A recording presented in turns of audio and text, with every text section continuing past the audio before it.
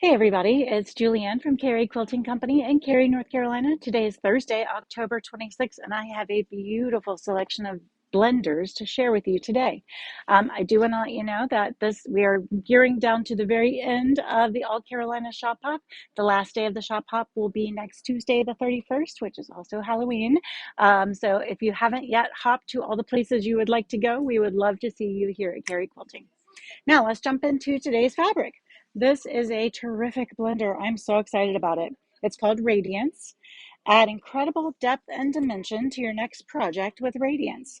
This circular texture basic includes a wide variety of pretty pastels, vibrant brights, look at that color combo, saturated jewel tones, and smooth neutrals. This unique circular pattern provides a beautiful and versatile option that will bring your quilted visions to life. And this is by Whistler Studios for Windham Fabrics. And these are the first 20 colors in the collection, and we actually have 40 more colors on order to come in throughout the rest of the year. So I must have really, really loved this when I placed the original order. And if I'm remembering correctly, I think that this may have been part of a collection. And a lot of times the pieces that are parts of collections that sell really well turn into blenders. So one of these colors may have been the original color in someone else's collection of fabrics, and then it became blenderized. This one right here is beautiful. I think this is my favorite of the group. But yeah, we're going to have 60 of these suckers. So you'll have every color under the rainbow.